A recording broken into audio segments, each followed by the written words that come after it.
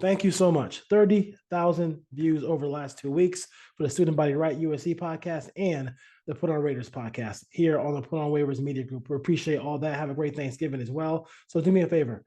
Let the views match the subs and subscribe to the channel. Keeps all this stuff free for you guys. So keep that thing popping and rolling. We appreciate that. Now we're head over to the Put on Raiders podcast where Ryan and I talk about the Broncos game and then preview the Seahawks game and maybe some off-season activity for the Raiders who are now 3-7. All right. Peace. Welcome to the Put on Waivers Media Group, home of the Put on Raiders podcast and the Student Body Right podcast. This is your place for the best breakdowns and the best insight for those who fight on and bleed silver and black. Now, here are your hosts, Dwayne Douglas and Ryan Holmes.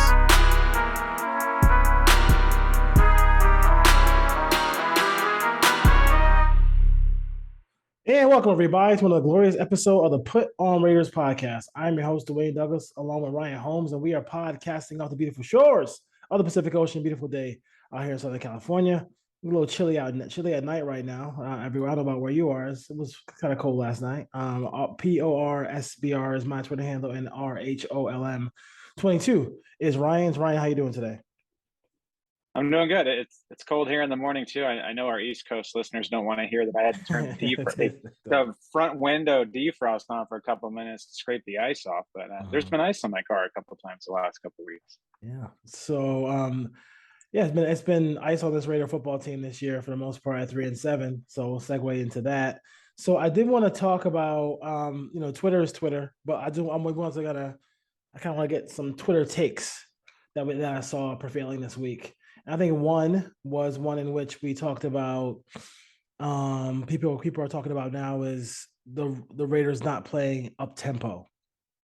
And I have said at times that, sometimes Carr does, and I think it was last year where he was scoring some points at the end of halves, the end of games. That does have something to do with the defense. The defense changes as well, so it's not like they're still playing that same defense during that time period. So you have to keep that into account. All these defensive coordinators go into situations where they want to keep the play in front of them, not give a big play. So they're giving up completions, and then next thing you know, the opponent's in the red zone. They do play at a certain pace that can put you to sleep, but to no credit of their own, they put themselves in that position because they did get rid of some guys on offense. I think could have helped them play a little bit quicker. Like, I think DeMarcus Robinson's playing pretty well, right? Last time I checked with the Ravens and stuff like that. So what are your thoughts about the concept of the Raiders need to play a little bit faster with Carr? Yeah, I saw this morning and I made a comment about it. The stat of the day or for the week is the Raiders average 3 minutes and 7 seconds per drive, which is number one in the league. They're the fewest amount of drives. And there's a section of the fan base that thinks it's only because the defense is so bad they're trying to keep them off the field, which is why the offense is ranked 16th in league in scoring. I think I'm looking at here. So because the defense is so bad, the offense has to play average. To me, I don't buy that at all. From watching the film, it's a personnel issue. There's no Waller, there's no Renfro. The Raiders don't have enough explosive players outside of Devontae Adams on offense to be an up-tempo, high-scoring offense right now. And if this team went no huddle, what are you going to do? Go no huddle and spread out Jacob Johnson and Foster Moreau or Jesper Horsted, like Keelan Cole? Like, they don't have the people to spread them out. So you're going to create a mismatch for Cole? Like, why? I don't understand the point of that. It's this offense right now to move the football. They have to run the ball first and foremost, which is why they lead the league in time of possession, because Josh Jacobs is the number 2 rushing back in the league. They have to use that 6th lineman because they don't have a second tight end besides Moreau that can be a consistent blocker. They have to dial up the play action to take their shots because they have to go heavy personnel. They don't have 3 wide receivers on this roster right now that you're comfortable putting out there.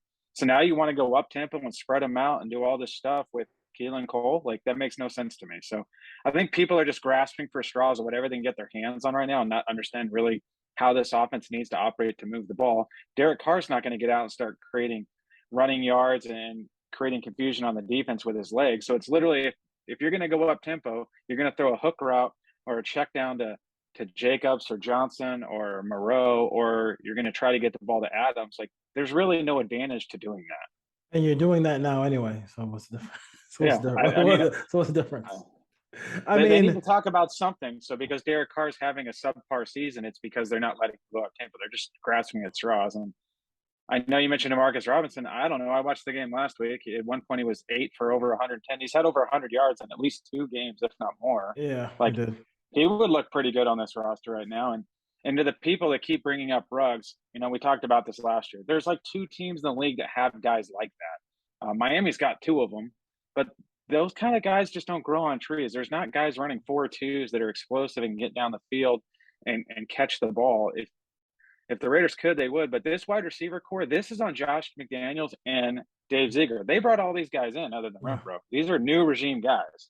Mhm. And they have a guy named DJ Turner that, not that he's a world beater, but like if you want to go hurry up and get the ball in his hand in space and create missed tackles and yak, you have that guy and they won't even play him. I mean, it's questionable about a lot of those things. So you said a mouthful there, and like a lot of those things I agree with. Like I've said that in the past about Derek, but it was with different personnel. With this team, they gotta play. They gotta play the way they're playing, and even with that, they're still missing as much as slow as they play. Sometimes they're still missing great opportunities to score. They just are, and I mean, he missed Foster Moreau on that opening drive. I mean, the opening drive, the first quarters. Well, the one thing about the whole captain comeback thing is that you are allowed to become, captain front runner. Like, you can score in the first quarter. You can do those things. Like those are when you find yourself behind, a lot of times it's because of lack of execution and lack of missing people who are open, those kind of things, lack of execution in the first drive. And that's one of the problems I see with them. He just has a hard time sometimes settling down, even when he's in an offense that he knows very well. He's been that way his whole career. He's always ball's a little high early, first drive, second drive. He's always amped up. He played a little bit better the last couple of years under that, but that's kind of been a trait that's gone with him. The ball to Keelan Cole, I think there was an offsides on the Broncos. He was open by like 5 yards. He overshot him. I don't think they scored or they got a field goal on the drive. They definitely didn't score a touchdown. So there's points he left on the field, but quarterbacks are going to miss throws. It's the NFL. It's going to happen. So we can't nitpick every single deep ball he misses, but those are opportunities that are there that aren't being capitalized on to players other than Devontae Adams. Yeah, and those are big plays, because once you hit a couple of those, then you become a little bit more difficult to defend. As far as that goes, I hear the word the system, the system, the system. I hear that so much time. I hear it on Twitter all the time about the system. So what I want to know is, as far as like this quote unquote the system part of it, there are a lot of teams who are the first year in the system. I mean, how would I watch film, you watch film. How would you grade Derek as far as the first year in this system? It seemed like I felt like they could have really used that time in the preseason to get on the field. I think they really missed it. I don't know why that wasn't. I've always seen Tom Brady play the preseason, so I'm not sure why. Mister, he wants to quote Belichick every 5 seconds he gets interviewed, but and then say he's his own man at the same time.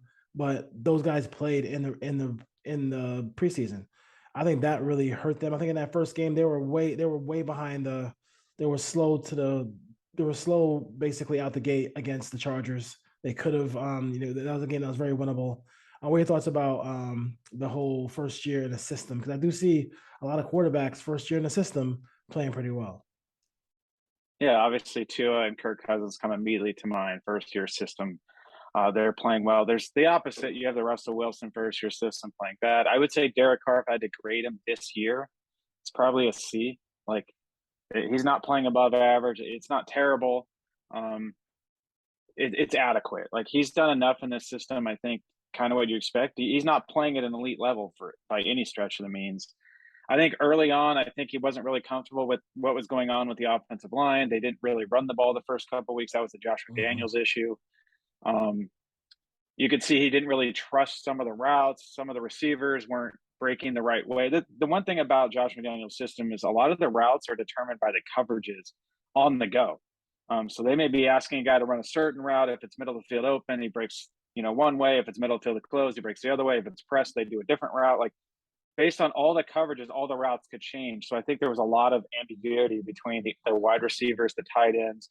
You're starting to see that kind of help itself out here over the last couple of weeks where you've seen guys break to open spaces. But I will say, obviously not having Waller and Renfro, I don't think we're really seeing the Josh McDaniels scheme completely because they're not going empty. They're not going five wide. They're not really getting the backs the ball out in space as wide receivers like they kind of did in New England. There's not stuff right now. It's just like check downs basically to the running backs, or you saw the wheel route to Jacobs. But I don't think you've seen the tight ends really be a part of this offense either because they're having to keep them in the block. You're not seeing Gronkowski, Aaron Hernandez, the big numbers out of the wide receivers. So I think when Waller gets back, it'll help. Now, having said that, we did see them for a couple of weeks all together, and it didn't look great either. So we all could be wrong. Maybe the system just doesn't fit all three of these guys. But the preseason definitely would have helped.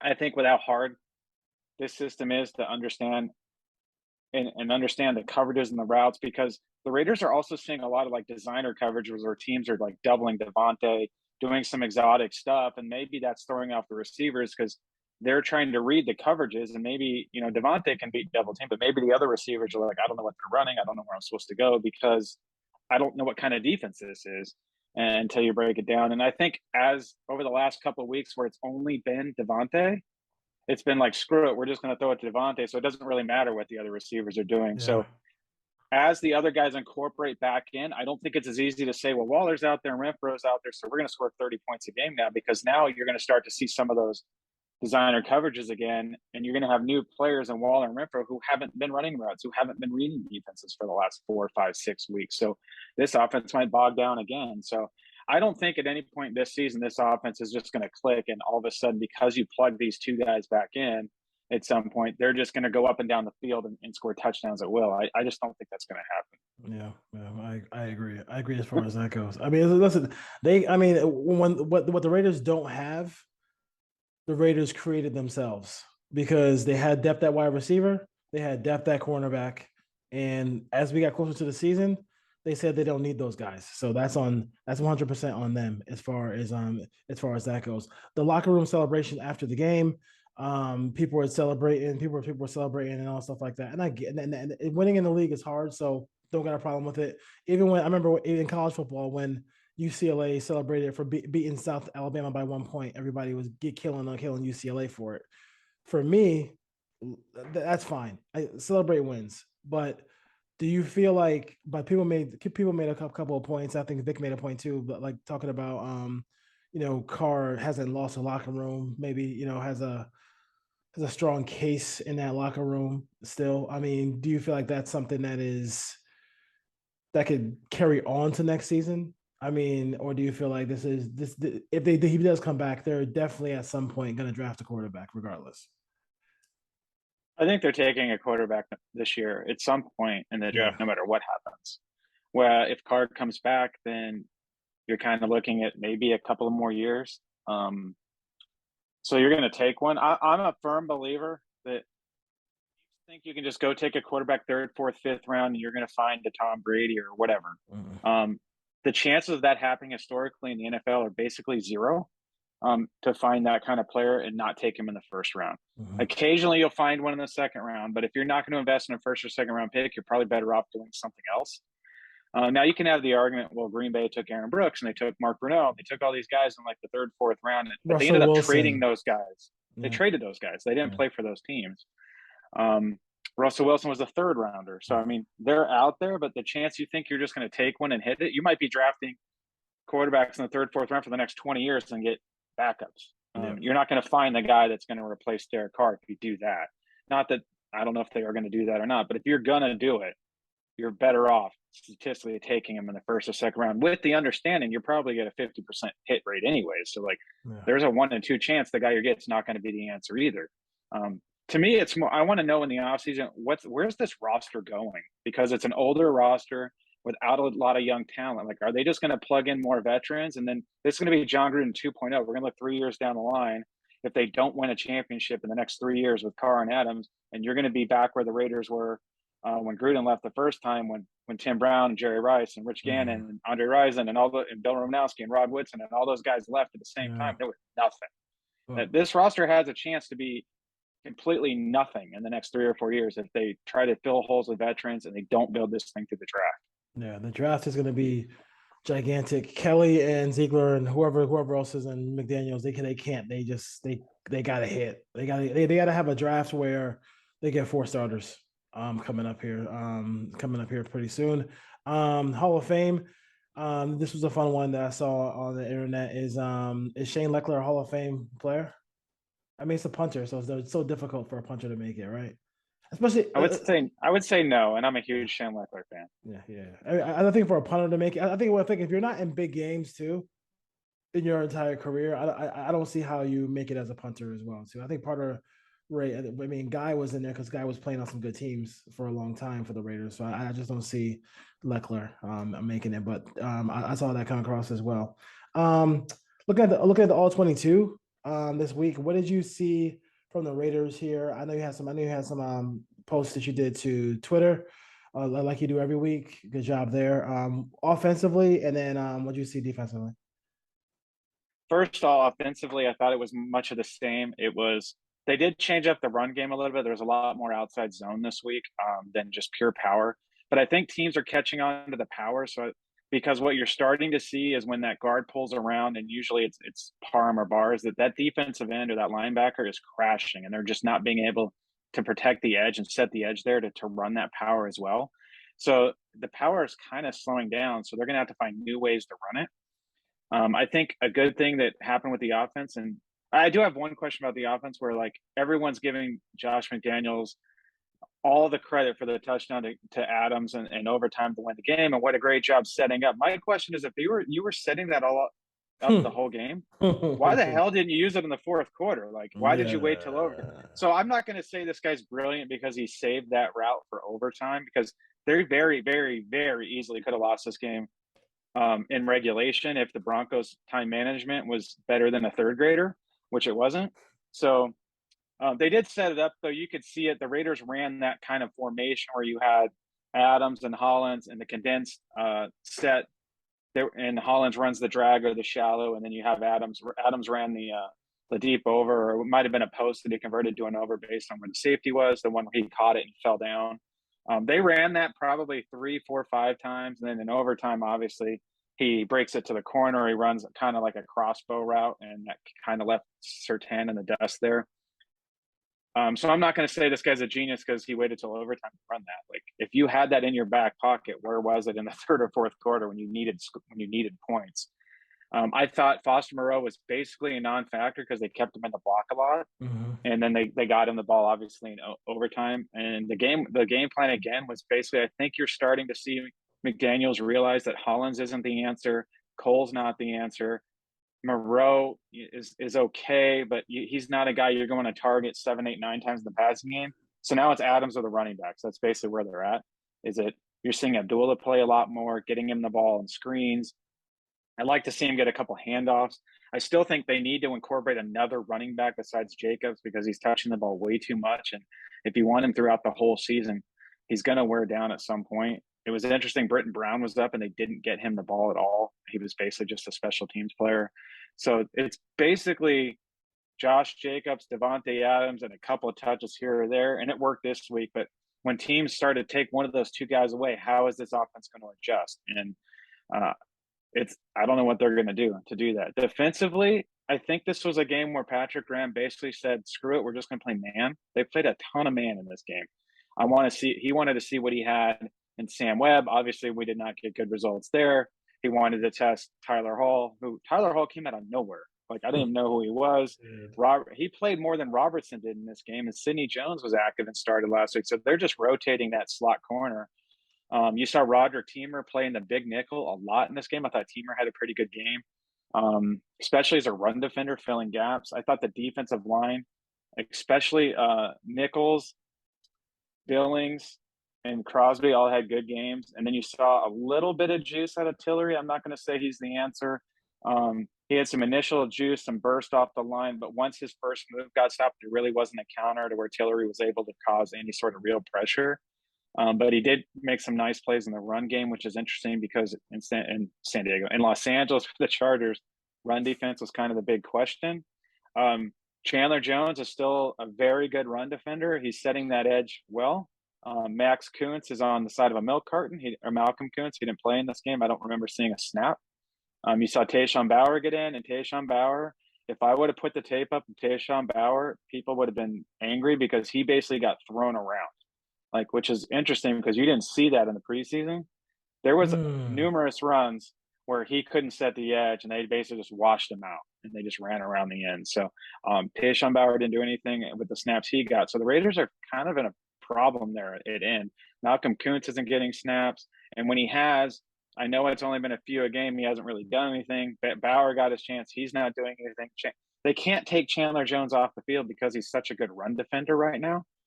And then Cleveland Farrell's the same. He's the same guy. He's a run defender that can't get juice. So they don't have another pass rusher on the edge.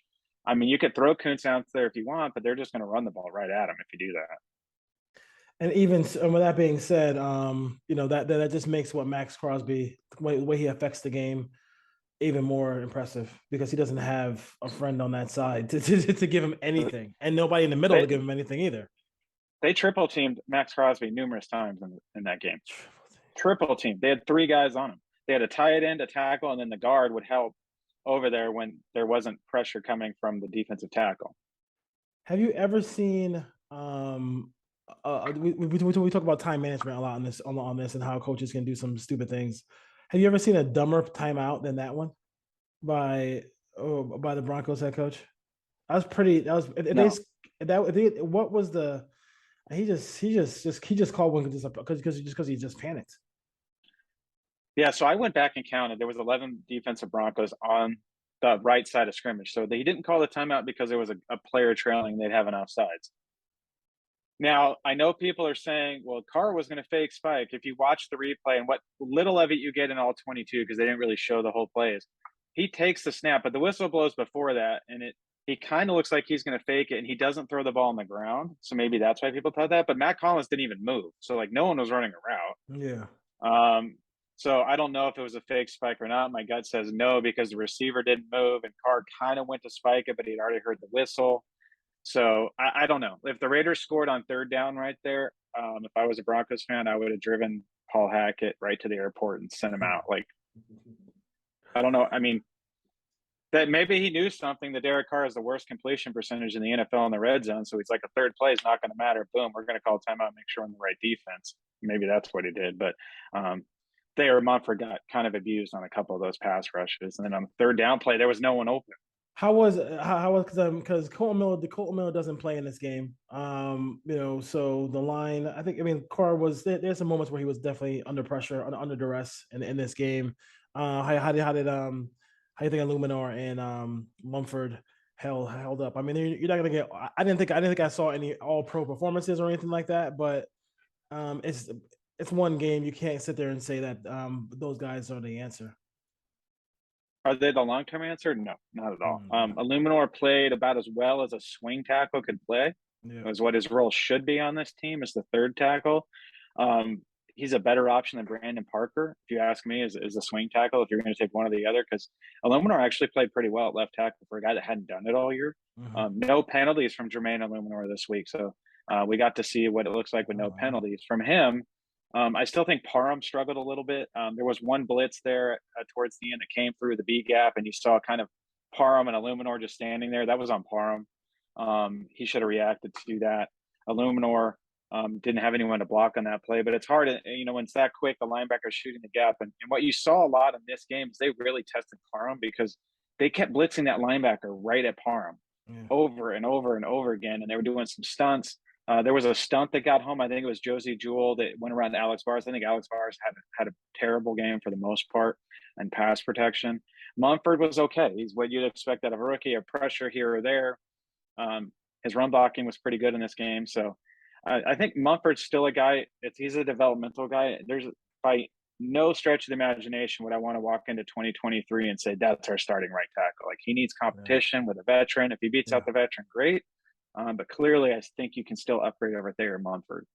Yeah, interesting there as far as that goes. I had one more question, but I cannot. I don't know if I remember what it was. So I'm gonna move on to something else.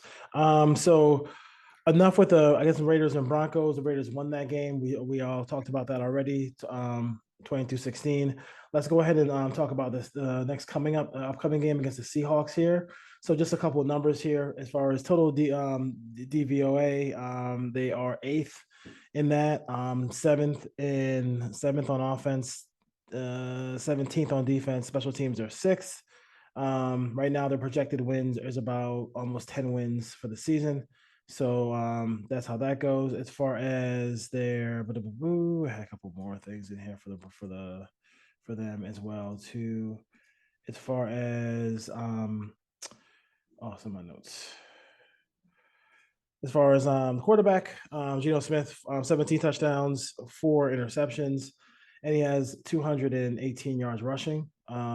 They're basically running the Jared Goff offense from the Rams. So that's what they're kind of that's kind of why I think maybe that's why Pete Carroll, who was confident about playing this season with Geno Smith and nobody else was. I think he felt like he could run this offense, and he's done a pretty good job. I mean, they are 6-4, and they are probably I think they're one game or just outside the playoff hunt as far as that goes.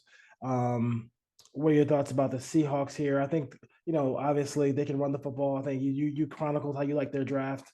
I think we talked about that before, and then also I mean Kenneth Walker, and then they have the two receivers with Lockett and DK Metcalf. Yeah, this is a tough one. The Raiders have to go on the road and stop the run. But having said that, they can't just let DK Metcalf and Tyler Lockett get open consistently down the field. So you're going to have to pick your poison here. I think the Raiders defensively, they're built to stop the run. That, with the 300-pounders in the middle, with Billings, with Nichols, with Farrell.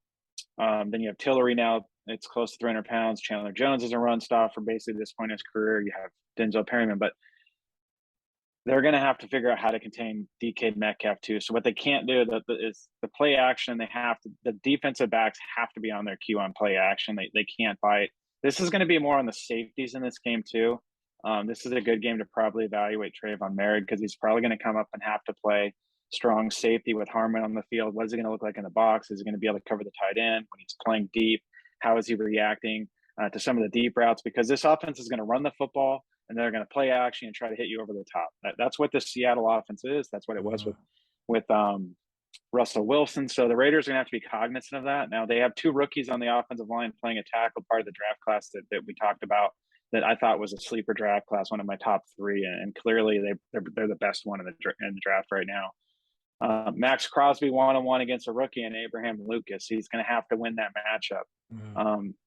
The guards inside, you're looking at Gabe Jackson, former Raider, Damian Lewis. Serviceable pair of guards at this point in their career. They're not world beaters, so the Raiders hopefully can get some pressure on the inside. But what they can't do is they can't let them run the ball 2nd and 6, 2nd and 4, play action over the top. Like they're going to have to get them in 3rd and long. It's going to be 2nd and 9. Hopefully, get a penalty or stop it past 3rd and 9, and then get off the field. Because if they don't, this team can chew up the clock, and then they can hit you for the big play over the top. Geno Smith is a little more agile than people want to give him credit for. He can escape the rush and he can be mobile and make some throws on the run. He will turn the ball over at times too. If they can get pressure around him, there's a chance for the Raiders to capitalize and get some turnovers. They're going to need turnovers. If the Raiders want to win this game, the defense is going to have to create at least 2 turnovers. I flip it over to the other side because you hear about the 12th man. They're playing on the road, the Seahawks defense. I got news for you, Raiders fans. The Seahawks defense is just as bad as the Raiders defense. I'm looking at the numbers. They're giving up 140 yards a game on the ground. They're giving up 24.1 points a game. The Raiders are 24.2. Take out the fumble by Renfro. The Raiders actually have a better scoring defense than Seattle. Seattle is like 21st in pass defense. So the Raiders should be able to move the ball pretty consistently as long as they stay out of 3rd and long, 2nd and long. It can't be last week where it's 1st and 20, 2nd and 20, 2nd and 25. If the Raiders can run the ball and stay on schedule, this should be a Josh Jacobs day. They're giving up 140 yards a game on the ground. I'd love to see Zamir White or Britton Brown or someone other than Brandon Bolden get a carry here, maybe 5 carries, see if you can get 20, 25 yards out of them, and just pound the ball in this game. And then it's going to come down to field goal kicking. I don't think either team's going to blow either one out. but Seattle's offense can get kind of explosive with those wide receivers outside. So this is going to be a tough game. Seattle's a good team, but that defense isn't as good as people are giving them credit for. So there is a chance for the Raiders to score points in this game. But if the Raiders kick field goals or can't score touchdowns in this game, they're going to lose this game. How do they actually function with the Raiders defense and have a winning record? I'm not sure how they are able to do that. I know that was allowed to actually take place. I would let you know this. Detroit is dead last, and they've won 3 in a row. The Chargers are 29th, and they have 5 wins. I think Atlanta's got 4 or 5 wins. I think the Bears have 3 wins. Miami's defense is just as bad as Oakland's in points. Kansas City's defense is giving up less than 1 point more. Minnesota's defense is giving up less than 1 point more. These are all teams that have won 7, 8, 9 games. So there is a way to overcome bad defenses, but let's not sugar. The Raiders have a bad defense. Yes, I'm not sugarcoating anything, but like, just like the offensive line we talked about before, defenses throughout where people are kind of Raider Nation. We are living in a little bit of a bubble when we think everybody has the 85 Bears and the Raiders have, just the Jamal Charles, 25 touchdowns on screen passes games. Defense there. You have to overcome, because like right now, not everybody has team. Not all these other teams that have winning records or at 500 have complete rosters as far as that goes. I went to the Seahawks website, and I forgot the fact that like Carroll basically, I know he has his partner at GM, but executive VP of football operations. I mean, he and the head coach. How much of a feather in his cap does he get for just being that guy who says, I'm not going to pay Russell Wilson huge money. I'm going to get what I can. I'm going to trade him a year before that, a year too late. And his team is looking 6-4, and the Broncos are sitting there saying, what the hell do we do with this ridiculous Russell Wilson contract? Pete Carroll knew what he was doing when they made that trade, and I'm sure they were laughing in the Seahawks front office when they got the capital and the players they got. Not only to get to the draft picks, I think it was 2 firsts, 2 seconds. They also got Noah Fant in that trade. He was a pretty good tight end. He's played well for them. But no, Pete Carroll knows what he's doing, and this defense for Seattle, I'm looking at it. It's the Shelby Harris revenge game. I would watch out for Shelby Harris against Alex Bars. That is a complete mismatch in the Broncos, or in the not Broncos, in the Seahawks server. But I'm looking at their defense. I don't see a Max Crosby on their defense. They have Uchenna Nwosu, solid player, but then it's Shelby Harris, Al Woods, Poona Ford, Jordan Brooks, Cody Barton, Mike Jackson, Ryan Neal, Quandre Diggs is a solid player, and the rookie Tariq Woolen. There's no world beaters on this defense for the Seahawks. So the Raiders can move the football. I would love to see Moreau get involved. I mean, talk about street corners. We always talk about street corners. I want to get a couple of street tight ends so we can just run, so they can just block, so Moreau can maybe get down the field a little bit, so we can have some kind of threat besides just Adams. I mean, I love Adams to death, but he does a lot of cool things on the football field. But I just don't want to be in that situation where, like, this is these 1-man routes, 2-man routes. I mean, I know what's coming on Sunday, but it's kind of tough to watch those 2-man routes all the time as far as that goes.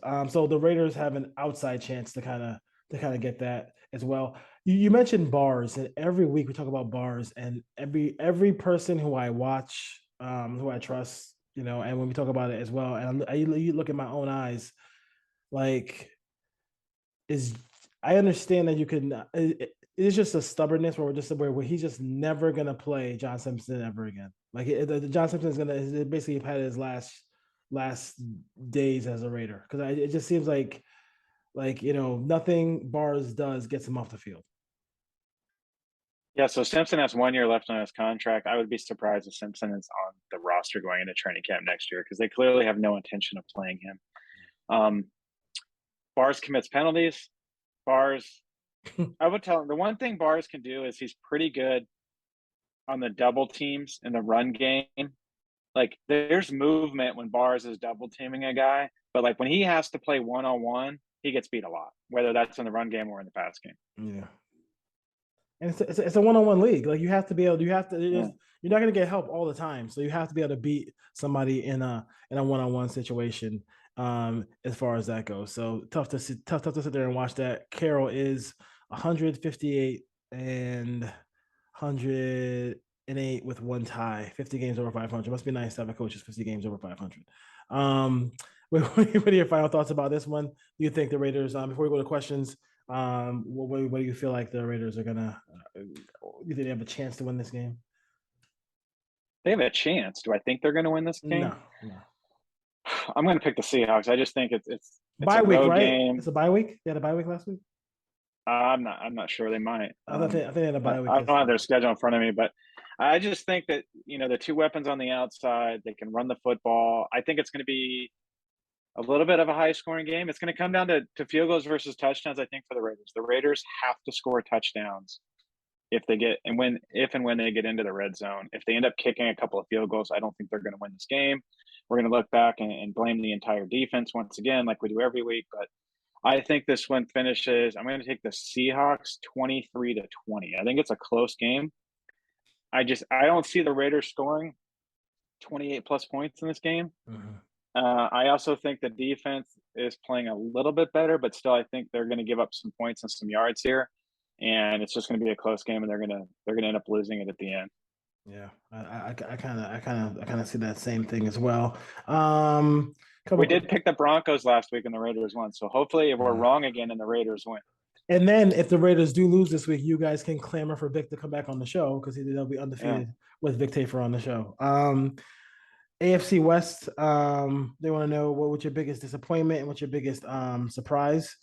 I'll take we both can do both of these, but I'm sure they'll be different. But I think one will be, I think this disappointment would probably be the Raiders and Chargers.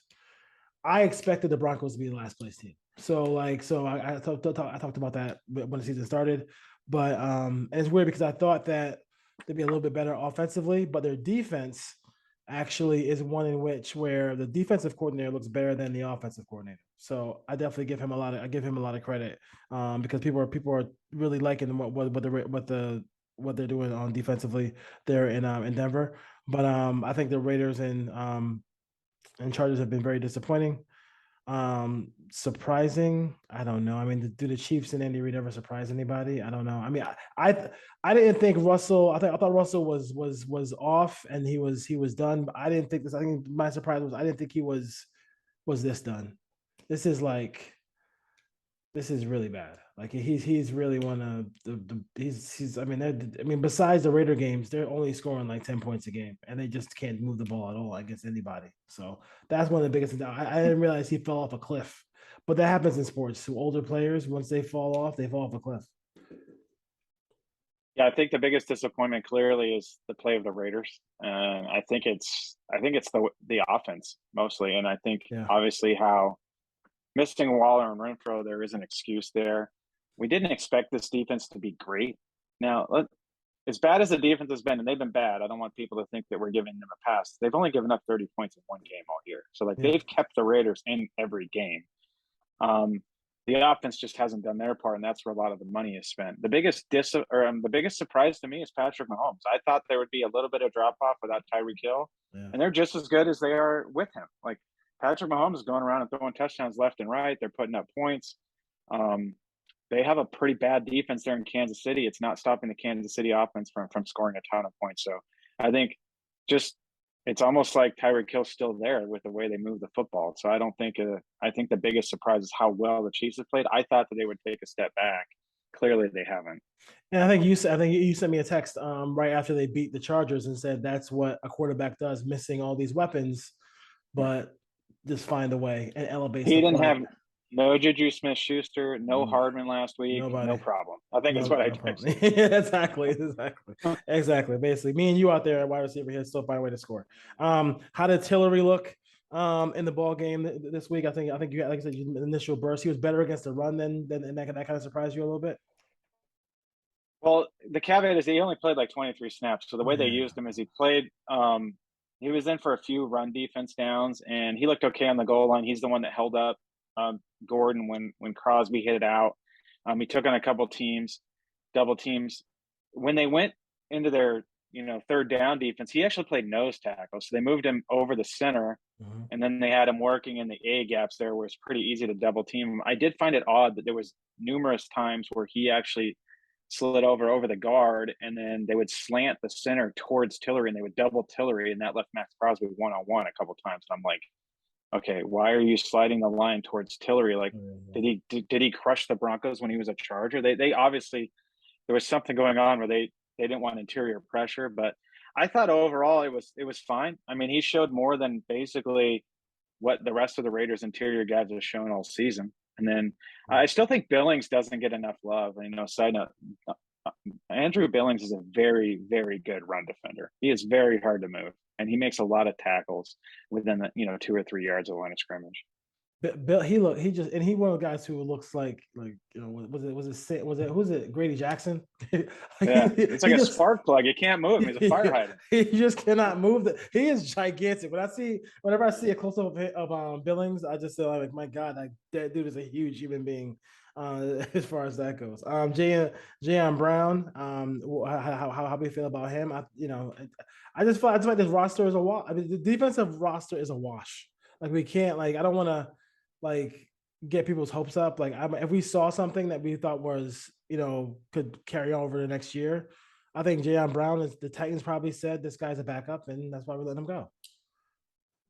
I don't even know if he's a backup. Like, he's wow. Basically a replacement level player at this point. Like, he's probably, and when I see number 50, I get excited because I think it's Nicholas Morrow, and then I realize the guy that's wearing the jersey now is about half as good as Nicholas Morrow was, and he was good. He was solid, but like Jayon Brown, it won't be a Raider next year, so we can waste time talking about him. But there's no way they bring him back. He has played terribly. No, he's been bad. He's been bad. He's been real bad. And his thing was supposed to be great in coverage, and I haven't seen that. I haven't seen that at all as well. Why not Britton Brown at all? Like, I mean, I just don't. I mean, even if give us something. Like, he's going to be on the hit. I think Brown and White are going to be back next year. Why can't we just see a little bit of those two guys? I have no idea. I understand, like, situationally, you might say, they don't want to fumble. If you have to audible, pass protection, all those things like that. Just even if you just swing it out to him on a check down, like, I just kind of just see anything from this. We took five. Kept five running backs on this team. Can I just see anybody but the guys? Jacobs is fine, but I don't want to see anybody else besides maybe Brown and a little bit Zamir White. Can I just get a series from one of those guys? Just a series. I'm going to play prognosticator here. I think you saw a lot more outside zone against the Broncos because the Raiders can't keep running the same 3 or 4, power plays where they pull the guard or the lead draw and all that. Yeah. Britton Brown is an outside zone runner. So I think maybe this is wishful thinking. Let's get him up. Let's get him active. Let's have him go through the ritual, run down and play on special teams. And then next week when we go to Seattle, he's played in an NFL game. Maybe the butterflies are out. We're going to run more outside zone moving forward. Boom, let's put him in and get him a couple of carries. Maybe they just don't want to throw him out to the fire first game. Wishful thinking. Having said that, this isn't exactly an offensive line that's built to be very good at blocking outside zone. So as much as they run it and Jacobs is good at it, this offensive line is not suited to do that. Yeah, they're not suited to do. I don't know if they're suited to do a lot of things as far as that goes. So pass block. I mean, pick up a stunt, maybe. I mean, whatever vital category you look at, they're not great. They're not great at that. To give them credit, I thought the offensive line did pass protect against Denver well, but we have to remember. And there was a couple of people that sent me messages on Twitter, like, how did the tackles look? Like, the offensive line looked better. Denver didn't have Bradley Chubb's not there anymore, and Randy Gregory didn't play. So let's remember that they weren't playing like elite edge guys against the Raiders last week. Yeah. But last one would be Andre James. Is he? Do you think will be on a roster next year? I do. I think he's actually played better as the season went on. I think, and they'll keep Parham.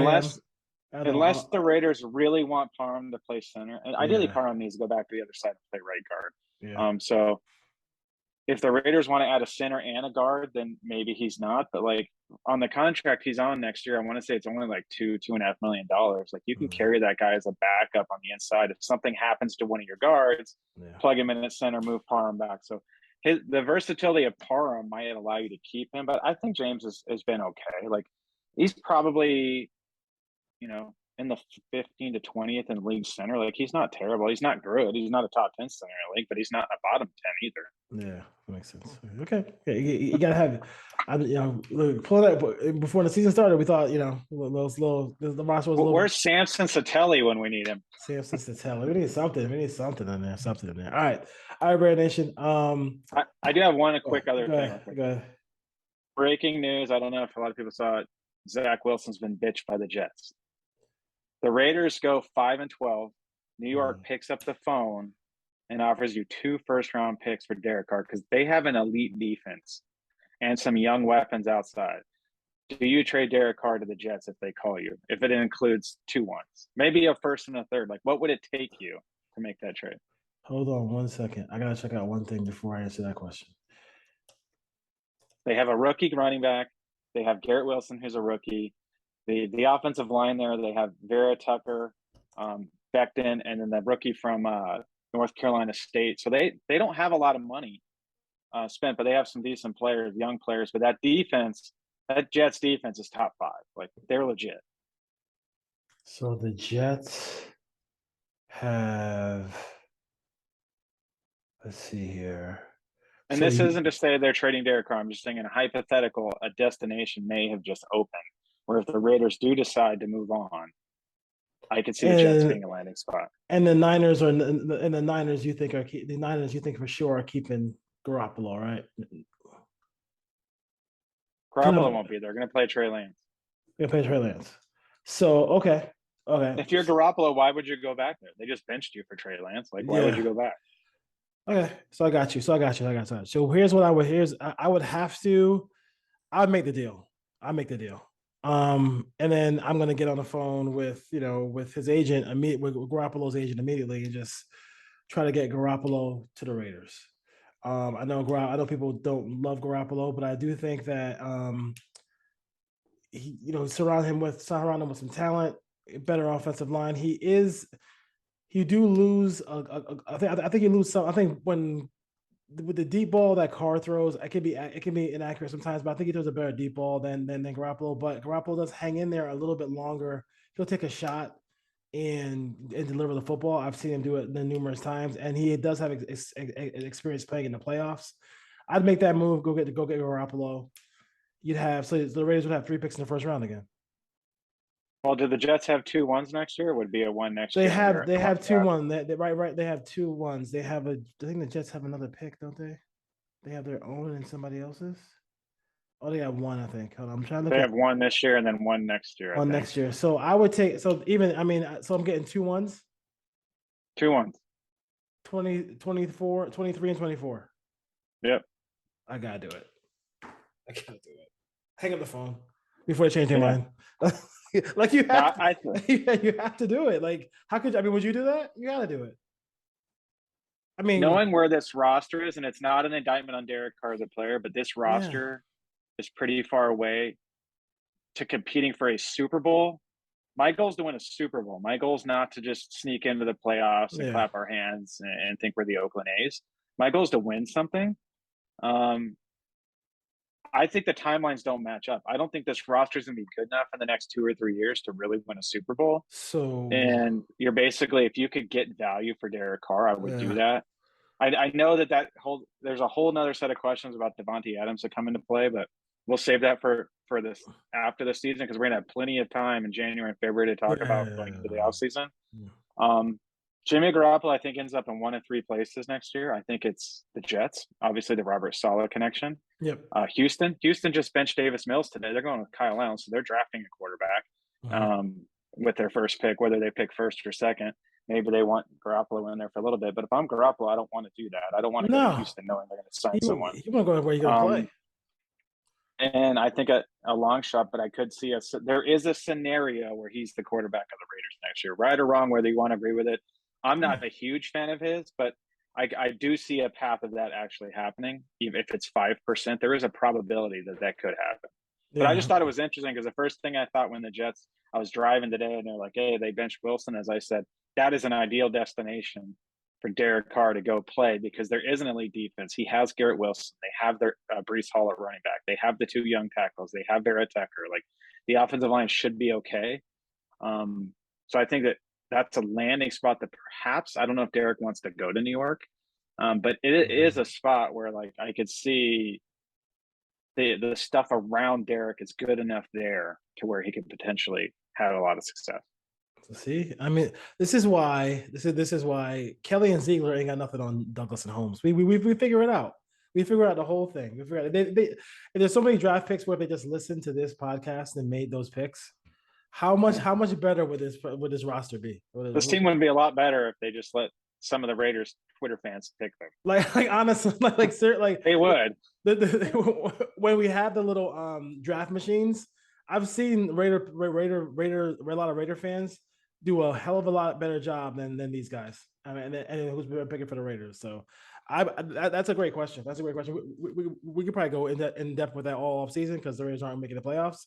But yeah, you have to think about something else like that. Would you entertain? And you think Brady's done, right? You think Brady's done? Brady's done.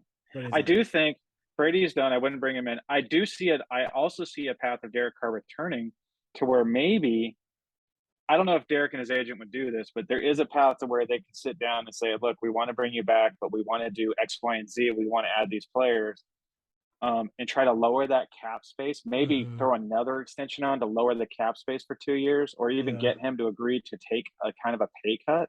I don't know if Derek would do that, but if Derek really wants to stay on the Raiders and win, does he really need the salary to go up to that point, or could they defer it, push it off? Like, there are paths for him to keep. And the more I watch this team, the more I think that every week that goes by, I think the chances of him staying go up a little bit. So we'll see how the season finishes. But as of today, I'd say it's probably 50-50. If you asked me last week, I would have said 30-70. But this offense this is not the offense it's going to be because they don't have those other pieces. I still think that one of the 3 are gone, whether that's Adams, Renfrow, or Waller. And I still think it's Renfrow because if you want to move Devontae in and do all this stuff over the middle and really open up this offense, you go get a speed receiver to play outside, draw coverage. You put Devontae in the middle and you have Darren Waller on the other side, or Darren Waller, clearing out the seam. Like having Renfrow and Adams on the same team, because that's where Adams wants to work. Yes. I don't think they mesh well together on the same team. Raider fans will think I'm crazy, but I don't think you optimize this offense by having both of those guys on the roster. Yeah, be interesting stuff. That's a great conversation at the end. I love that one.